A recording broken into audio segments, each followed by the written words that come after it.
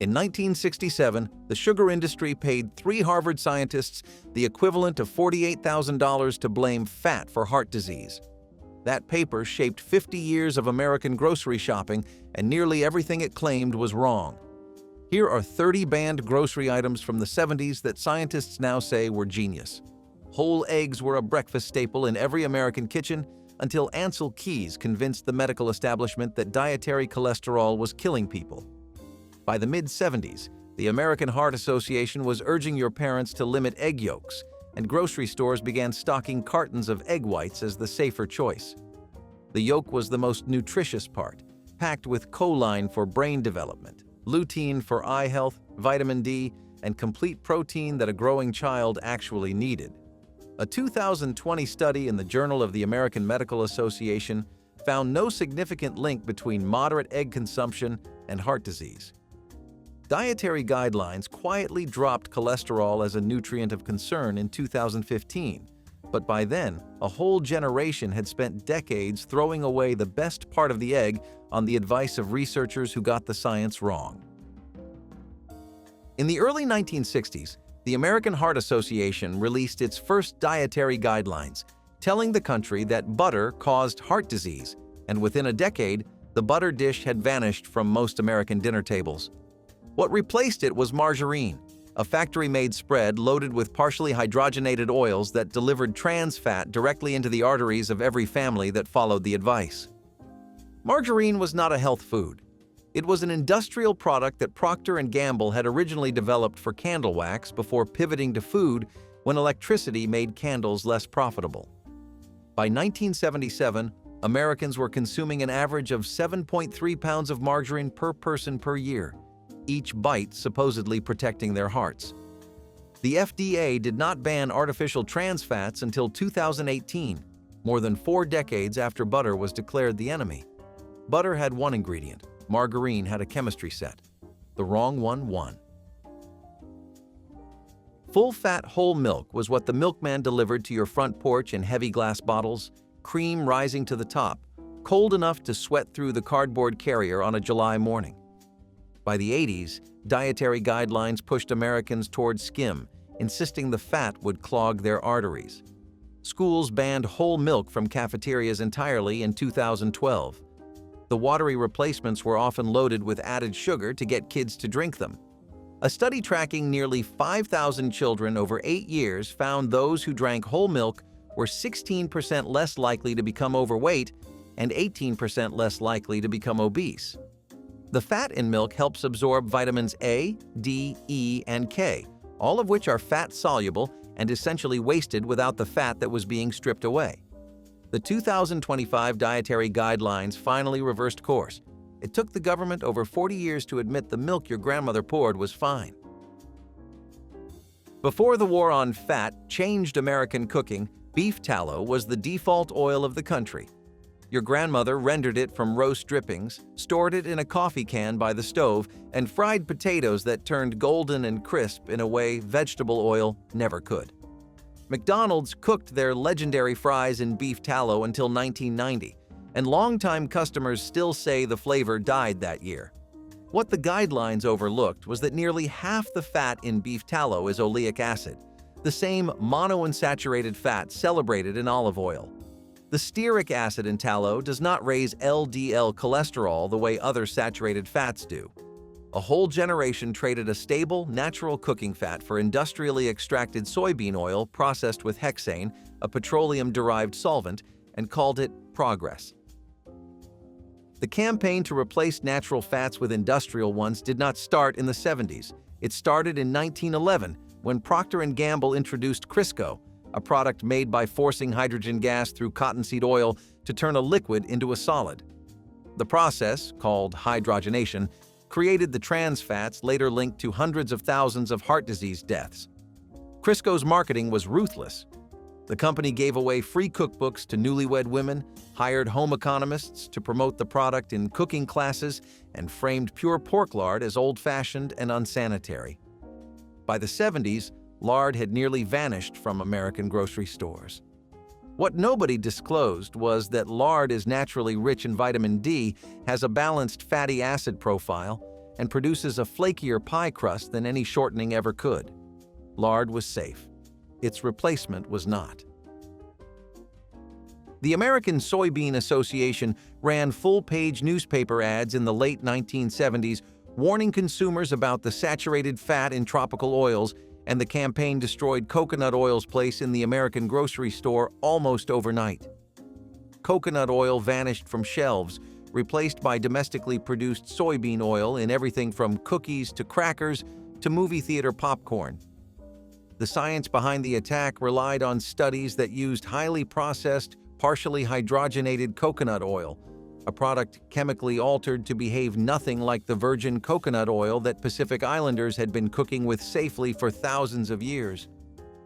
A 2020 review in the Journal of the American College of Cardiology found that virgin coconut oil does not raise LDL cholesterol compared to habitual diets. One trade group's advertising campaign rewrote the American pantry for 40 years. Walk into any American supermarket in the mid-'80s and the dairy aisle was a wall of low-fat and fat-free yogurt. Each container dyed a cheerful fruit color and sweetened with enough sugar to rival a candy bar. Full-fat yogurt had been shoved aside by the same dietary guidelines that condemned butter, whole milk, and eggs. Without fat, yogurt tasted like sour paste, so manufacturers compensated with corn syrup, modified food starch, and artificial flavors. Some low-fat yogurts contained more sugar per serving than a glazed donut. Full-fat yogurt, meanwhile, kept you satisfied longer, contained conjugated linoleic acid linked to reduced body fat, and promoted the absorption of every fat-soluble vitamin in the meal. Multiple studies have since linked full-fat dairy consumption with a lower risk of metabolic syndrome, the cluster of conditions that includes high blood sugar and excess belly fat. What grocery stores sold as a diet food was, nutritionally, closer to frosting. Liver was once the most respected cut at the butcher counter, and your grandmother probably served it pan-fried with onions at least once a week. Beef liver, chicken liver, they were cheap, everywhere, and considered essential for growing kids. Then the cholesterol panic hit, and organ meats were swept off the American table along with every other food that contained dietary fat. What disappeared from the national diet was the single most nutrient-dense food on the planet. A 3-ounce serving of beef liver delivers over 700% of the daily value for vitamin A, more than 1,000% of B12, and significant amounts of folate, iron, and copper, all in bioavailable forms the body absorbs far more efficiently than any supplement. The cholesterol in liver turned out to have minimal impact on blood cholesterol for most people. An entire generation was told to avoid the most nutritious item at the grocery store. For pennies a pound, marrow bones sat in the butcher's display case through the 50s and 60s, bought by home cooks who understood that a slow-simmered stock was the backbone of real cooking. By the 80s, the bones had vanished from most supermarkets, replaced by bouillon cubes packed with sodium and monosodium glutamate. The homemade broth those bones produced contained collagen, glycine, proline, and glutamine, amino acids that modern research has connected to improved gut lining integrity, reduced joint inflammation, and better sleep quality. The gelatin that formed when a proper stock cooled in the refrigerator was a protein source no factory-made cube could replicate. Bone broth is now a $4 billion wellness industry, sold in sleek cartons at $10 a quart to people whose parents tossed those same bones in the trash because a powder from a box seemed faster and more modern. The 1977 McGovern Committee branded salt a killer, and what followed was decades of blanket low-sodium advice that shaped government nutrition programs, hospital cafeterias, and every food label in the grocery store. The message was simple: sodium raises blood pressure. High blood pressure causes heart disease, so everyone should eat less salt. The science, however, was far more complicated than the slogan. A 2018 study published in The Lancet, part of the massive Pure study tracking over 135,000 people across 18 countries, found that very low sodium intake was associated with an increased risk of cardiovascular events and death. The relationship turned out to be a U-shaped curve, dangerous at both extremes. Meanwhile, the unrefined sea salts and mineral salts used for thousands of years contained trace amounts of magnesium, potassium, and calcium that industrial table salt had been stripped of entirely. If one man could be blamed for reshaping the American grocery store, it would be Harvard professor Mark Hegsted. In 1965, the Sugar Research Foundation paid Hegsted and two colleagues the equivalent of $48,000 to produce a literature review that blamed fat, not sugar, for coronary heart disease. The paper ran in the New England Journal of Medicine without disclosing the industry funding, and it became the scientific foundation for the 1977 dietary goals, the document that told every American family to cut saturated fat and red meat. Unprocessed red meat from the butcher, wrapped in white paper, had been a dense source of iron, zinc, B12, and complete protein. The Pure study, tracking over 135,000 people across 18 countries, found moderate unprocessed red meat consumption was not associated with higher cardiovascular death. Families left the meat counter and walked straight to the processed snack aisle, exactly as the sugar industry had planned.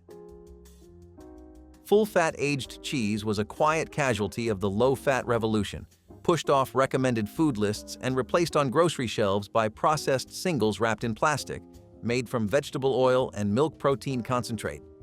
Real cheese, aged on wooden boards in temperature-controlled rooms, was a fermented food containing vitamin K2, conjugated linoleic acid, calcium, and bacterial cultures that supported gut health. A 2018 Lancet study of over 130,000 participants across 21 countries found that dairy consumption, including cheese, was associated with lower cardiovascular risk.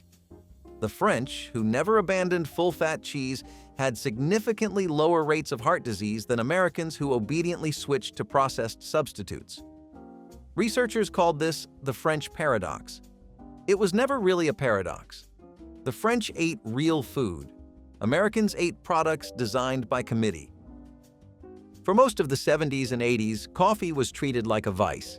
Medical journals linked it to pancreatic cancer, heart arrhythmias, and elevated cholesterol, and grocery stores stocked decaffeinated brands as the responsible alternative. Doctors told pregnant women and heart patients to quit entirely. The studies that condemned coffee were flawed, failing to account for the fact that heavy coffee drinkers in those decades also smoked, drank alcohol, and skipped exercise. When researchers controlled for those habits, the danger evaporated. In 2016, the World Health Organization formally removed coffee from its list of possible carcinogens, and a 2017 study in the Annals of Internal Medicine found that 3 to 4 cups per day was associated with lower risk of death from all causes. Coffee contains polyphenols, antioxidants, and compounds tied to reduced risk of type 2 diabetes, Parkinson's disease, and liver cancer. Your parents were guilt-tripped into giving up one of the healthiest items in the kitchen. Long before artisanal chocolate bars cost $9, dark chocolate sat on grocery shelves as a simple, affordable baking ingredient, sold in blocks wrapped in paper with no pretense of luxury. When the low-fat movement swept through American kitchens, anything with fat in it became suspect, and chocolate, with its cocoa butter and saturated fat content, was categorized alongside ice cream and pastry as a treat to be avoided. What the dietary guidelines missed was the cocoa itself. Dark chocolate is rich in flavanols, a class of compounds that multiple clinical trials have shown to lower blood pressure, improve blood flow to the brain, and reduce insulin resistance. A Harvard study following over 50,000 women found that those who consumed flavanol-rich cocoa had measurably better vascular function. Baking chocolate from the 70s contained compounds that supplement companies now extract and sell in capsules at 10 times the cost. If you grew up in the 70s, the peanut butter in your pantry had 2 ingredients: peanuts and maybe salt, and a layer of oil sitting on top that you had to stir back in before spreading it on bread. That oil was the sign that it was real. By the 80s, manufacturers had figured out how to hydrogenate peanut butter, adding trans fats to keep the oil from separating, then loading in sugar and salt to create a shelf-stable product that never needed stirring but also never needed to be called health food. The natural peanut butter your parents bought, the kind with oil pooling at the rim, was rich in monounsaturated fat, protein, fiber, and magnesium. Recent research has shown that replacing processed meats with nut butters is associated with meaningful weight loss. Grocery stores pulled the old-fashioned jars to the bottom shelf and put the sweetened, hydrogenated versions at eye level because those were the ones with the advertising budget. Canned sardines were a pantry staple that quietly disappeared from the American shopping list during the low-fat decades, shoved aside by tuna packed in water and boneless, skinless chicken breasts that had all the flavor of wet cardboard. Sardines were oily, strong-smelling, and packed in visible fat, which made them an easy target for a culture that had been taught to fear every gram of dietary fat on sight. What those little tins contained was one of the most concentrated sources of omega-3 fatty acids available in any grocery store, along with calcium from the edible bones, vitamin D, B12, and selenium. The American Heart Association now recommends eating fatty fish at least twice a week, a recommendation that arrives roughly 40 years after the country was told to stop eating exactly that. Sardines never changed. They were always this nutritious. Sardines never needed reformulating, rebranding, or rehabilitation. Only the advice needed fixing. Your great-grandmother kept a crock of sauerkraut in the cellar, and she did not do it because she was German or because she liked the taste. She did it because fermented cabbage lasted through winter, and because everyone in her generation understood, without needing a study to prove it, that something about preserved vegetables kept a family healthier. By the 1970s, sauerkraut had been reduced to a hot dog topping, and fermented vegetables in general had been almost entirely replaced by pasteurized, vinegar-pickled versions that contained no live cultures at all. What was lost was a food category now understood to support the gut microbiome, the trillions of bacteria that influence digestion, immune function, mood, and even weight regulation. A 2021 Stanford study found that a diet rich in fermented foods increased microbial diversity and reduced markers of inflammation in just 10 weeks. Fermentation, the oldest food technology on Earth, is now one of the most studied. Nobody banned raw honey. It just lost the grocery aisle war to corn syrup and refined sugar, both of which were cheaper, easier to pour, and backed by industries with lobbying budgets that beekeepers could never match. By the 70s, the honey bear on most kitchen tables was filled with a pasteurized, ultra-filtered product that had been heated to the point where its beneficial enzymes, pollen, and antimicrobial compounds were destroyed. Raw, unfiltered honey in its original state contains hydrogen peroxide and bee defensin, natural antimicrobial agents that have been used in wound care for centuries. It also contains prebiotics that feed beneficial gut bacteria and antioxidants that refined sugar does not. A 2022 clinical trial found that honey outperformed standard care for upper respiratory infections in both cough frequency and severity. Raw honey never needed a factory. It needed a jar and a hive, and it outperformed the industrial alternative. Potatoes took a beating in the diet wars, lumped in with white bread and refined sugar as a starchy villain that would spike your blood sugar and expand your waistline. By the late 90s, low-carb diets like Atkins had turned the humble potato into public enemy number one, and grocery stores responded by shrinking their potato sections and expanding the shelf space for processed rice cakes and low-carb tortillas. A 2021 study found that boiled and baked potatoes were not associated with increased risk of hypertension or type 2 diabetes. Potatoes are one of the most affordable sources of potassium in the American grocery store, and they contain meaningful amounts of vitamin C, fiber, and resistant starch that feeds beneficial gut bacteria. Potatoes had fed working families for centuries, and the processed alternatives that replaced them cost more and delivered less. For most of the 20th century, avocados barely existed in American grocery stores outside of California and South Texas. They were a regional oddity, an import that most shoppers had never tried. And when the fat-free craze hit in the 80s, an avocado's high-fat content made it exactly the kind of food that nutritionists told you to avoid. One medium avocado contains about 21 grams of fat, a number that would have horrified any diet-conscious shopper reading labels in 1985. What the label did not say was that most of that fat is oleic acid, the same heart-healthy monounsaturated fat found in olive oil, and that avocados deliver potassium, fiber, folate, and vitamins C, E, and K in quantities that most processed low-fat snacks could not touch.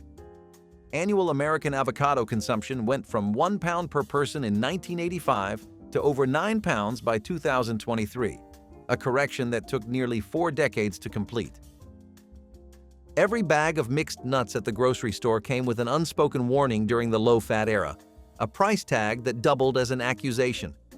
Nuts were calorie-dense, fat-heavy, and everything the dietary guidelines said to limit. Almonds, walnuts, cashews, and pecans were treated as an indulgence, not a food group. Then the pre-dimed trial, one of the largest and most rigorous dietary studies ever conducted, found that participants who ate a Mediterranean diet supplemented with mixed nuts had a 30% reduction in major cardiovascular events compared to those on a low-fat diet. Walnuts alone are one of the richest plant sources of omega-3 fatty acids. Almonds provide more calcium per ounce than any other nut and more vitamin E than most supplements. Pecans are loaded with manganese and antioxidants. For decades, grocery stores sold these in small, expensive bags shelved with the snack food when they should have been displayed next to the produce.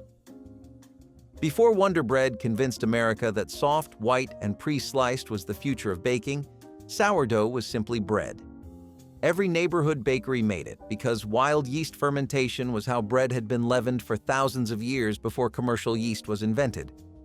The long, slow fermentation process that gives sourdough its tang also breaks down phytic acid, an anti-nutrient that binds to minerals like iron and zinc and prevents your body from absorbing them. Sourdough has a lower glycemic index than standard white bread, meaning it produces a smaller spike in blood sugar after eating, and studies have shown it is better tolerated by people with mild gluten sensitivity.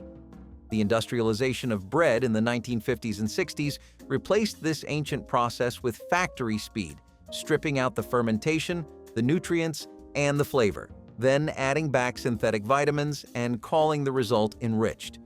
What was lost was not just a recipe, it was a biological process that made bread easier to digest and more nutritious. Full-fat cottage cheese spent decades in dietary exile, replaced on grocery shelves by low-fat and fat-free versions that tasted like wet chalk and compensated for the missing richness with guar gum, carrageenan, and modified cornstarch. The original product was straightforward, curds of milk with cream stirred back in, high in casein protein that digests slowly and keeps you full for hours, loaded with calcium and B vitamins.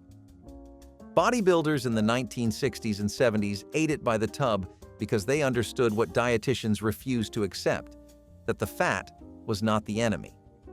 In 2024, cottage cheese became a viral sensation on social media, rediscovered by a generation that had never been offered the full-fat version by parents who had been told it would make them sick. A food that cost less than $2 sat ignored in the dairy case for 40 years because a government committee decided fat was poison. Shrimp was blacklisted by cardiologists through the 1980s and 90s because a single serving contains nearly 200 milligrams of dietary cholesterol, a number that looked terrifying on paper, when the medical establishment still believed that eating cholesterol raised blood cholesterol in a meaningful way. Doctors handed patients printed lists of foods to avoid, and shrimp sat near the top alongside egg yolks and organ meats.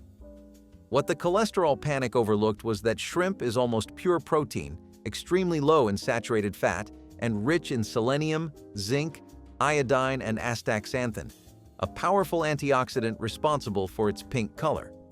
The 2015 dietary guidelines acknowledged that dietary cholesterol is not the risk factor it was once believed to be. Shrimp went from the cardiologist's blacklist back to the seafood counter without anyone issuing a public correction, leaving millions of Americans to wonder how many years of good meals they skipped on advice that was never solid to begin with. Every dangerous idea on this list traces back to the same purchased lie. In 1964, the Sugar Research Foundation identified heart disease research as a strategic opportunity to increase market share by shifting blame to dietary fat.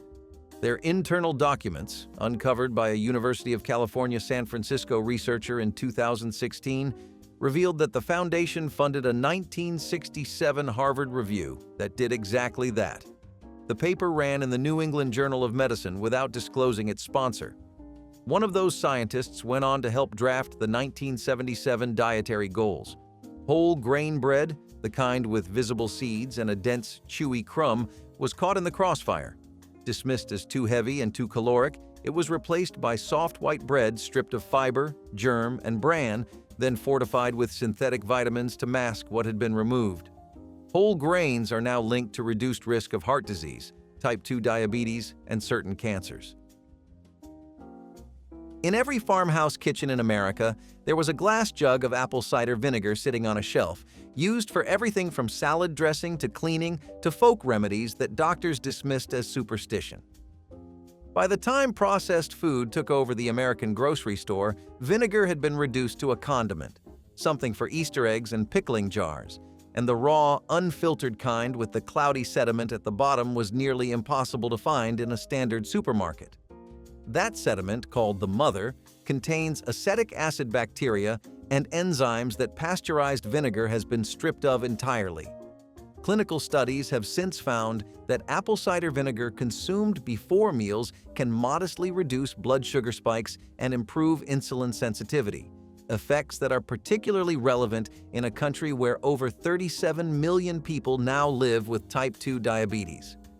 Grandma's folk remedy turned out to have a mechanism that took modern science 50 years to identify. Canned tomatoes were a pantry essential that the fresh is always better crowd never took seriously. As the health food movement gained steam in the 70s and 80s, anything in a can was dismissed as inferior and over-processed. For tomatoes, that logic was exactly wrong. Cooking breaks down cell walls and dramatically increases the bioavailability of lycopene, a carotenoid antioxidant that raw tomatoes deliver in a form the body struggles to absorb. Canned tomatoes contain up to 3 times more usable lycopene than fresh ones. Lycopene has been linked in multiple studies to reduced prostate cancer risk, improved cardiovascular health, and lower oxidative stress. Families who bought canned tomatoes because they were cheap were accidentally getting more nutrition than families who paid triple for fresh ones at the farmer's market.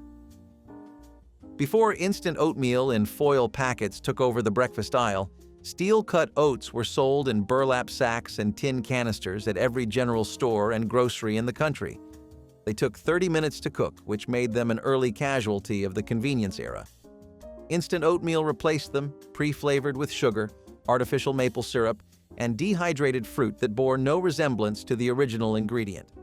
Steel-cut oats contain beta-glucan, a soluble fiber so effective at lowering cholesterol that the FDA approved a heart health claim for it in 1997, one of the few health claims the agency has ever permitted on a food label. A single serving delivers more fiber, more protein, and a lower glycemic response than any instant packet. The oats that required patience were replaced by the oats that required sugar, and the country's breakfast got worse in a way that perfectly mirrored everything else on this list. Blackstrap molasses was the sweetener of the working poor, thick and dark and bitter at the edges, spooned into coffee and baked into gingerbread by families who could not afford refined white sugar. When sugar became cheap and ubiquitous in the post-war years, molasses faded from the pantry, dismissed as old-fashioned and unpleasant, a relic of Depression-era cooking that nobody wanted to revisit. What disappeared was one of the most mineral-dense sweeteners ever consumed. A single tablespoon of blackstrap molasses contains 20% of the daily value for iron, 11% for calcium, and significant amounts of magnesium, potassium, and manganese. Refined white sugar contains none of these. 0. Poor families were eating the better sweetener all along, and nobody in the medical establishment thought to mention it while spending 50 years blaming fat instead of sugar. In the back of your grandmother's medicine cabinet behind the aspirin and the mercurochrome, there was almost certainly a dark glass bottle of cod liver oil. She gave you a spoonful every morning, and the taste was foul enough that the memory probably still makes you wince. Cod liver oil is one of the richest natural sources of vitamins A and D and omega-3 fatty acids, three nutrients the modern American diet is critically short on. Vitamin D deficiency alone affects an estimated 42% of adults and has been linked to weakened bones, impaired immune function, and increased cancer risk. When the low-fat guidelines told families to avoid oily supplements, cod liver oil sales collapsed, and a generation grew up without the nutrient their grandparents took every day. And it took the medical establishment half a century to admit that grandma was right. Back in the 1970s, a strange panic swept the candy aisle, the disappearance of red M&Ms. The culprit was red dye number 2, a synthetic coloring agent suspected of being carcinogenic. Mars pulled the red candies entirely, even though the specific dye was never used in M&Ms to begin with. Still, perception was stronger than fact. The empty red spaces in the bag made the other colors feel lonelier, like a rainbow missing its heart. Parents whispered warnings while kids traded rumors about the candy that could supposedly kill you. For almost a decade, the world's favorite chocolate candy had no red pieces. Kids traded theories on playgrounds and stared at colorless handfuls, wondering what was so dangerous about red. When red M&Ms finally returned with a new formula, it felt like a national celebration. People did not just get a color back, they got a piece of the past restored. It is funny how something so small could symbolize trust, fear, and nostalgia all at once. Today, that red candy means something different. It is a tiny reminder of how our food and our fears often share the same shade. Cigarette aisles right next to the cereal were one of those arrangements in 1970s grocery stores that nobody questioned. Tobacco products sat openly on shelves, sometimes at eye level for children, displayed in bright packaging that competed for attention alongside breakfast foods. Parents walked past without concern, picking up a carton alongside bread and eggs as if cigarettes were just another household supply. Kids stared at the colorful logos and bold lettering, absorbing imagery that was never meant to be subtle. There were no locked cases, no age verification signs, and no barriers between the candy rack and the cigarette display. It was simply how stores were organized, a reflection of a time when smoking was woven so deeply into daily life that it shared shelf space with everything else. Some stores placed promotional displays near the checkout, offering discounts on tobacco beside the gum and magazines. The casualness feels unbelievable now, in a world where cigarettes hide behind counters and carry warning labels. But in the 1970s, tobacco and groceries lived side by side, and no one saw anything unusual about it. Cyclamate artificial sweetener was the dream of every dieter in the 1950s. It promised sweetness without sugar, indulgence without guilt. Early advertisements called it a scientific miracle, the modern answer to cravings. It found its way into sodas, desserts, and even chewing gum. People felt like they were living in the future, where chemistry could fix every flaw of human appetite. Cafes and soda fountains served slim milkshakes, and homemakers stocked their shelves with low-calorie cake mixes, thinking science had finally conquered temptation. But the sweetness came with a bitter aftertaste of trust misplaced. People loved it, especially diabetics who finally had a way to enjoy sweet things again. But by 1969, everything changed. Studies on lab rats linked cyclamate to cancer, and the Food and Drug Administration banned it almost overnight.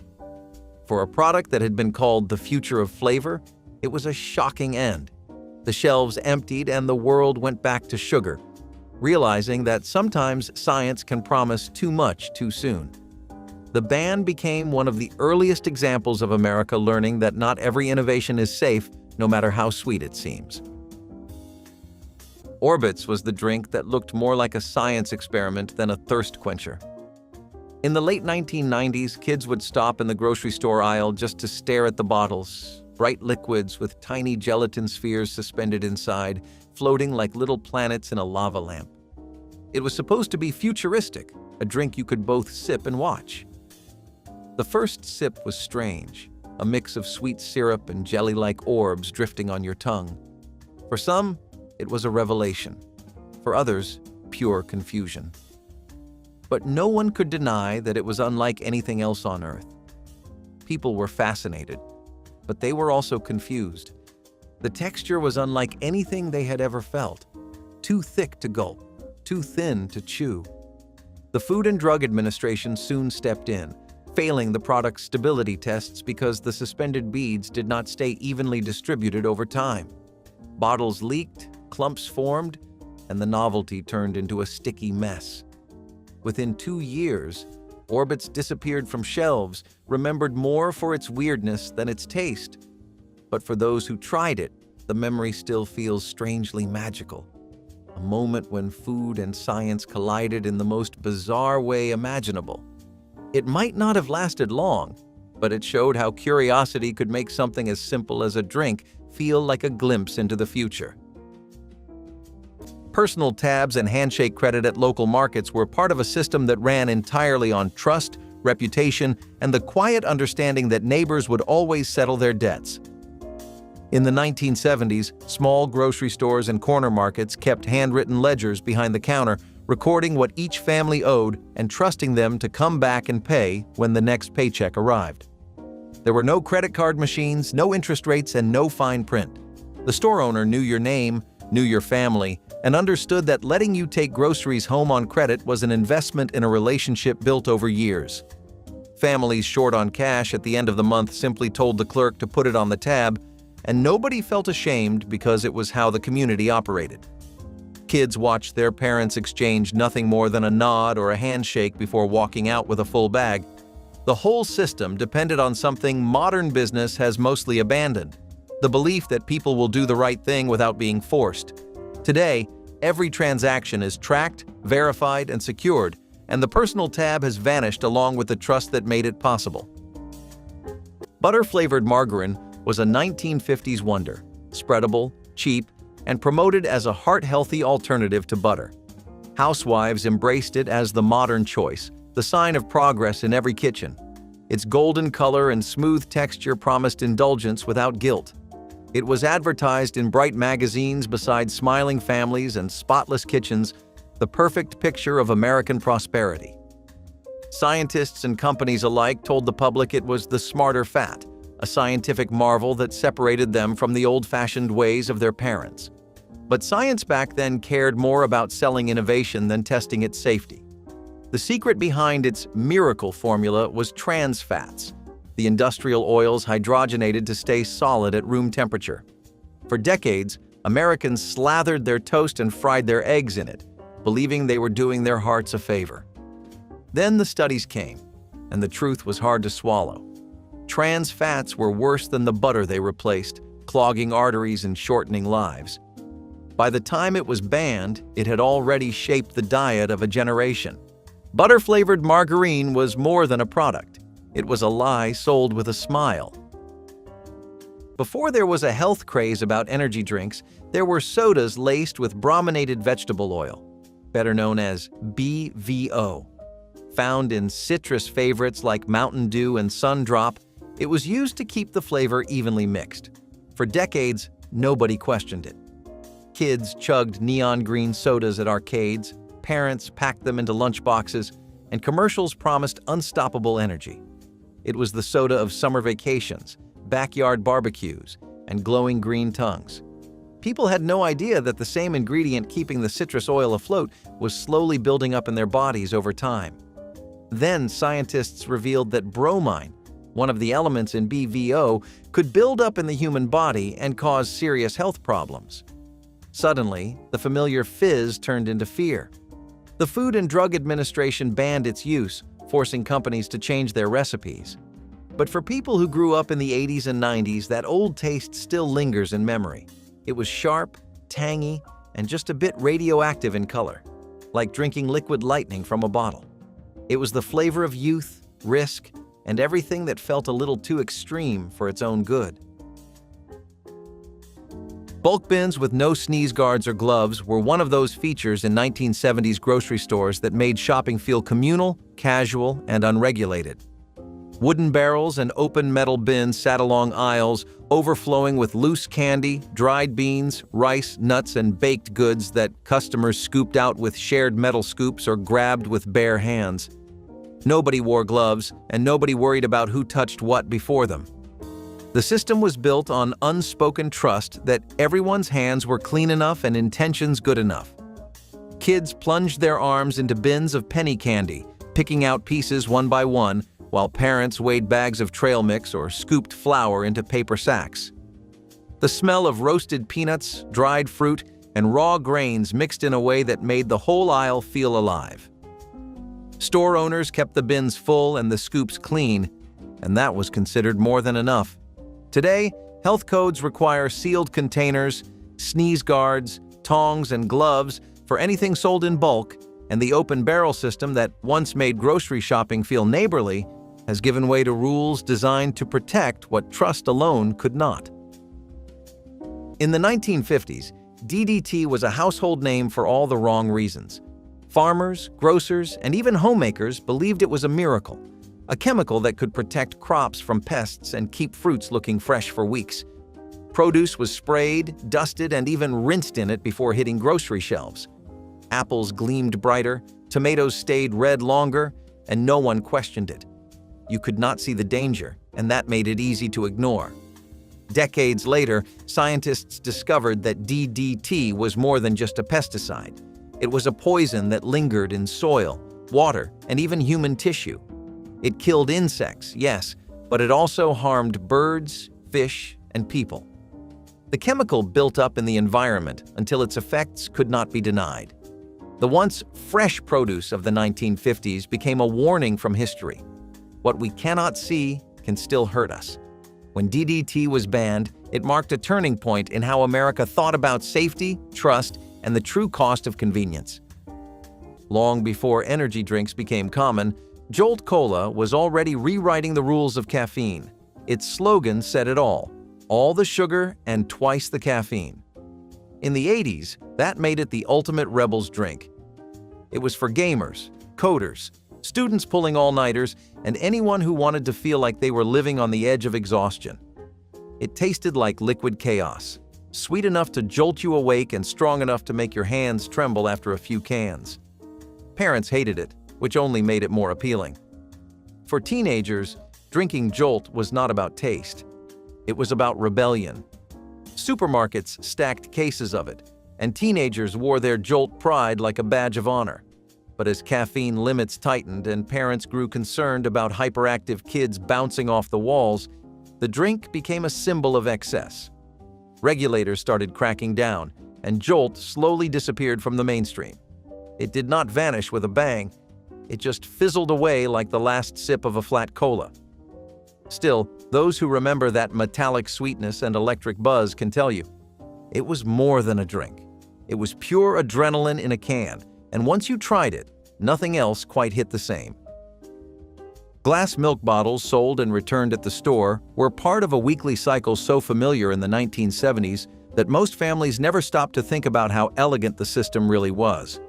You bought your milk in thick, heavy glass bottles that clinked together in the bag and felt cool and solid in your hands. Once the milk was gone, you rinsed the bottle, set it by the door, and the dairy company collected it, sterilized it, and filled it again. The cycle repeated endlessly, producing almost no waste and creating a connection between the family and the local dairy that felt personal and dependable. Kids loved the weight of those bottles, the cream that floated visibly at the top before you shook it, and the satisfying pop of the cardboard cap when you pressed your thumb through it. Families often had a small rack near the door where empties waited for pickup, and the milkman sometimes arrived before dawn swapping fresh bottles for used ones without ringing the bell. Today, plastic jugs dominate every dairy aisle, and returning a container feels foreign. But that glass bottle system worked beautifully, quietly, and with a simplicity modern recycling programs still struggle to match. Hormone-injected super chickens were the pride of post-war America, a marvel of modern science that promised endless meat at low prices. Farmers injected birds with growth hormones to make them plumper and faster growing, cutting costs and feeding more people. Grocery stores proudly advertised bigger, better poultry that could roast in record time.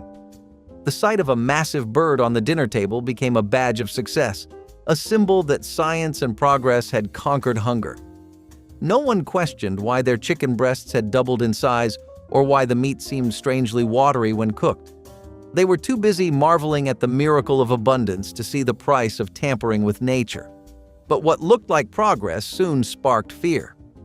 Consumers began to wonder why their chickens looked unnaturally large and cooked down to almost nothing. Reports of hormone imbalances and health risks spread, and regulators stepped in. By the late 1950s, the practice was outlawed, leaving behind a trail of headlines and suspicion. The super chicken promised abundance but delivered anxiety instead. It became another cautionary tale of a century obsessed with faster, cheaper, and bigger, no matter the cost. Candy cigarettes looked harmless, but they carried a powerful message that shaped an entire generation's habits. Kids mimicked adults, holding the chalky white sticks between their fingers, pretending to take slow drags before puffing out imaginary smoke. They were part of every corner store display, next to bubble gum and jawbreakers, colorful boxes that proudly mirrored real cigarette brands. Back then, it was just make-believe fun, a little way to act grown up. But as health awareness grew and smoking rates dropped, society realized that these candies were more than innocent play. They were marketing addiction wrapped in sugar. The government banned them for encouraging underage smoking and normalizing tobacco culture. Yet for many who grew up in the 70s or 80s, the memory lingers. You can still recall the chalky taste, the white powder coating your lips, the cool swagger of pretending to be older than you were. It was a candy that told kids to dream dangerously, and even though it is gone, its image still smolders like a cigarette that refuses to die out completely. S and H green stamps at every register were one of the most exciting parts of grocery shopping in the 1970s, turning an ordinary trip into something that felt like earning tiny rewards for simply buying what your family needed. Cashiers handed over sheets of small green stamps with every purchase, and the number you received depended on how much you spent. Kids loved licking the back of each stamp and pressing them into collection books with pages that filled up slowly over weeks and months. Families kept those books in kitchen drawers or tucked beside the telephone, adding stamps after every trip with the patience of people building something meaningful one square at a time. Once a book was full, you took it to a redemption center and traded it for household items like toasters, lamps, blankets, or luggage. It felt like free money, even though every stamp was earned through spending. The excitement of flipping through the catalog and choosing a reward made the system feel generous and personal. Today, loyalty programs live inside apps and plastic cards, but nothing has matched the tactile satisfaction of peeling, licking, and pressing those green stamps into place. Formaldehyde-laced milk sounds like something out of a nightmare, but in the early 1950s it was a reality for some families. When refrigeration was expensive and spoilage high, certain dairy producers found a shortcut. Add a touch of formaldehyde, a preservative used for embalming. It kept the milk fresh longer, even in the heat. To the average shopper, this was the golden age of trust. If it came in a bottle with a farm logo, it had to be safe. The idea that something so pure-looking could be chemically tampered with was unthinkable. But greed and convenience always find their way into progress, especially when no one is watching. Consumers never suspected a thing, trusting the white liquid poured into their children's cereal bowls. For years, families drank what they believed was the purest symbol of health, completely unaware of the chemical lurking within. It took illness, lawsuits, and stricter inspections to expose the practice. Once the scandal broke, public trust in the dairy industry took a hit that lasted decades. The lesson was clear: not everything that looks wholesome is. Sometimes the most dangerous things are the ones that seem the most natural. The early 2000s gave us something truly wild: Original 4 Loko. It was the drink that seemed like it broke every rule in the book. Half energy drink, half malt liquor, it was nicknamed Blackout in a Can for a reason. College parties, music festivals, and weekend get-togethers suddenly had a new mascot: bright colors, loud designs, and an even louder buzz. People loved it because it made them feel invincible, awake enough to party all night, and numb enough to forget how much they drank. There was danger in every sip, but that danger was the appeal, the spark that turned an ordinary night into a story you could barely remember. The caffeine kept you awake while the alcohol made sure you forgot what happened next. Hospitals started seeing spikes in alcohol poisoning, and lawmakers took notice. By the end of 2010, the government banned its original formula nationwide. The drink was reformulated without caffeine, but the legend of Four Loko was already sealed in pop culture. For many, it represented a time when excess was celebrated, when danger itself was part of the thrill. Today, people look back on it with a mix of disbelief and nostalgia, because nothing says youth like drinking something that probably should have been illegal from the start. Buying meat wrapped only in butcher paper was one of those rituals that made grocery shopping in the 1970s feel deeply personal and surprisingly intimate.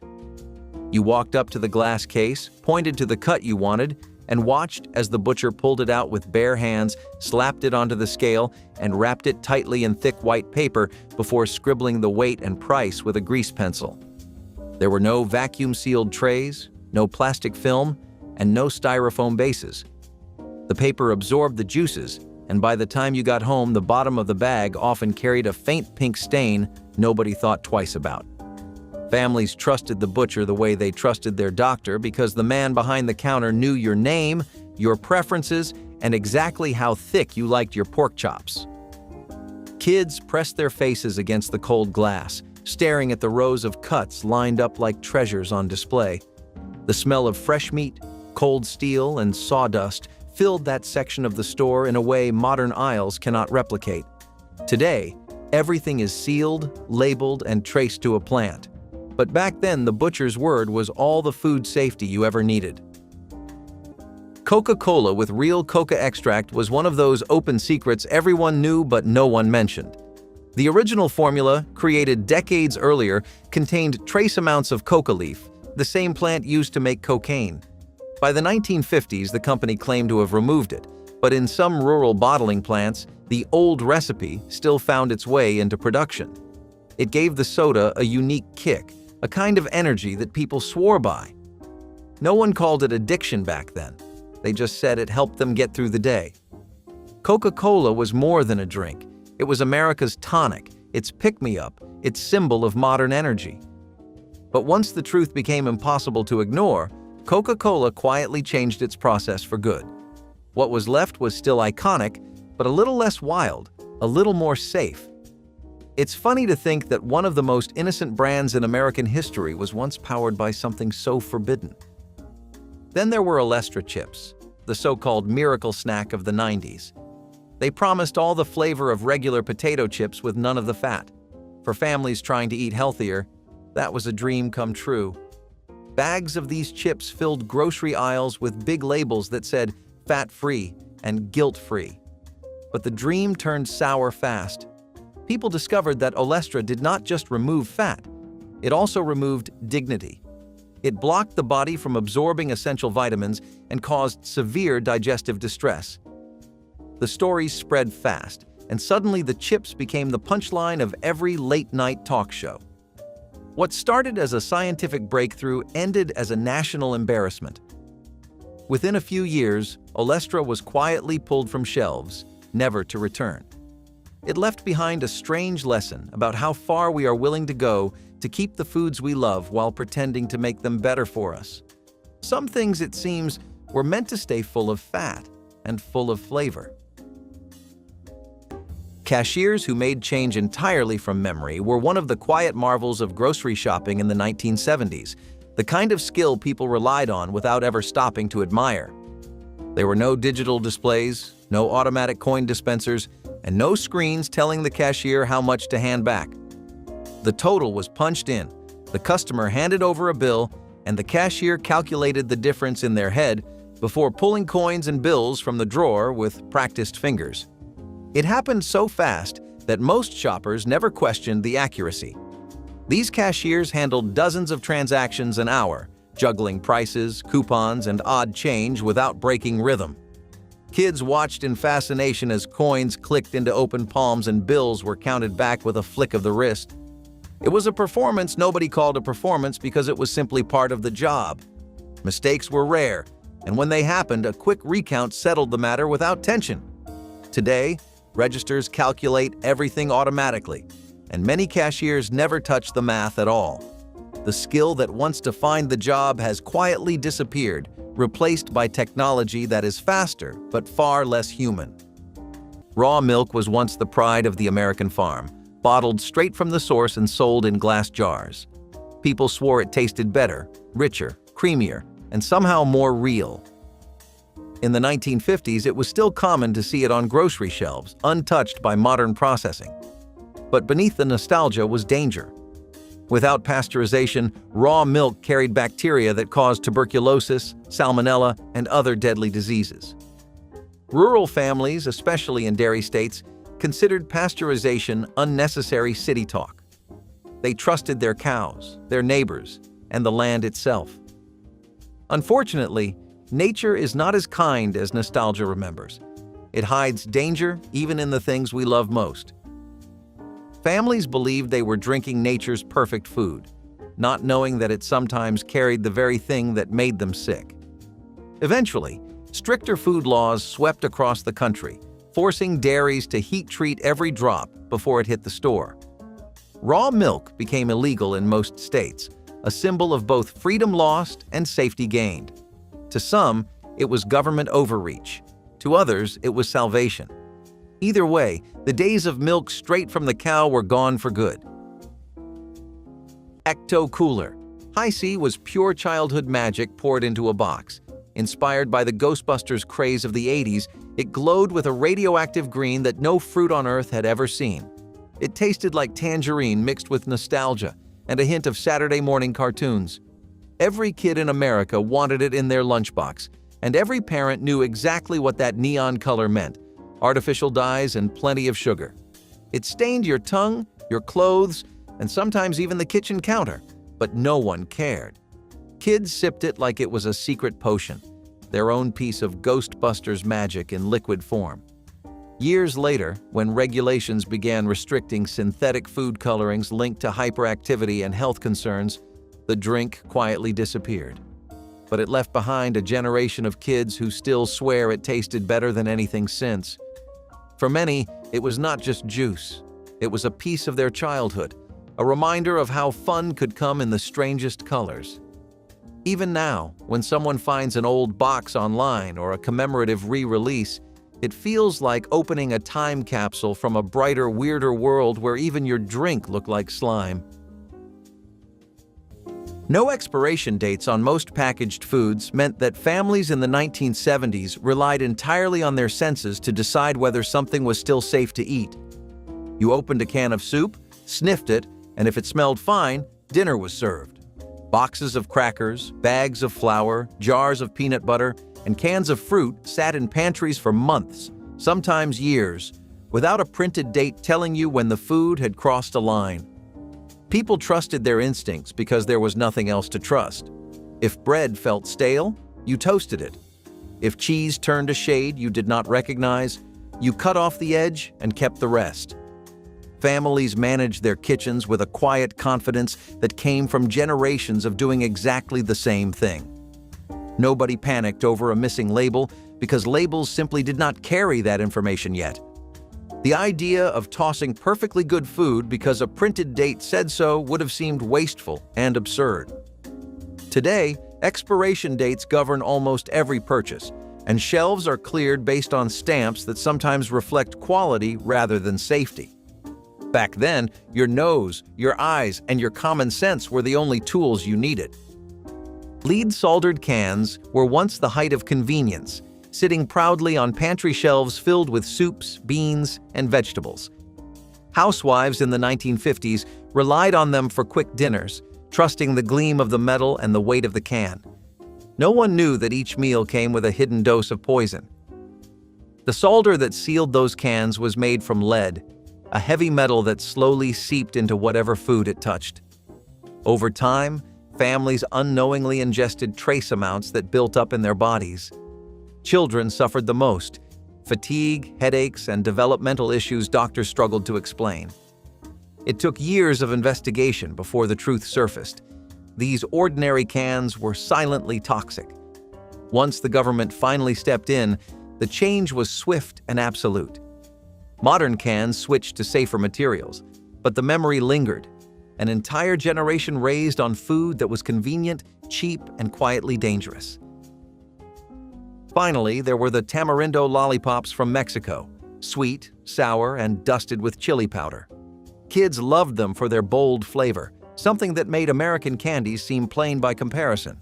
They were a favorite at corner stores and fiestas alike, a little piece of imported joy. But beneath that spicy coating lurked something deadly. When the news broke about the lead contamination, it spread through communities like heartbreak. Parents who had grown up eating them now had to take them away from their own children, turning joy into fear. Investigations revealed that some batches were contaminated with lead, not just in the candy itself, but in the packaging and ink used on wrappers. The ban came swiftly, and shipments stopped overnight. Families who had grown up with those treats felt an unexpected sense of loss. What was once a taste of culture and childhood became a cautionary tale about oversight and safety. Yet for many, that flavor, the heat, the tang, the sweetness, still carries memories of home. It is strange how something that once united so many people could be forbidden so suddenly. But maybe that is what nostalgia is all about, remembering what we loved even when we were not supposed to. Checkout lines with no scanners or barcodes were the heartbeat of every grocery store in the 1970s, and if you never stood in one, you missed an experience that moved at its own stubborn pace. Cashiers sat behind heavy metal registers, punching in prices by hand with fingers that never seemed to stop moving. Every item had a price sticker or a stamped tag, and the cashier read each one, keyed it in, and moved to the next without missing a beat. The rhythm of those buttons clicking filled the air like a strange kind of grocery store music. Lines stretched down the aisle, but nobody complained the way people do now because waiting was simply part of the ritual. Kids leaned on the conveyor belt watching cans and boxes slide forward while their parents chatted with the person behind them. There was no beep, no laser, no screen flashing totals. Just a person, a register, and the quiet trust that every price would be entered correctly. Today, a single scanning error sends shoppers into frustration. But back then, the whole system ran on human memory and patience, and it carried a warmth no machine has ever replicated. Every aisle was rewritten by bad science and corporate money. Like and subscribe if your grandmother knew better.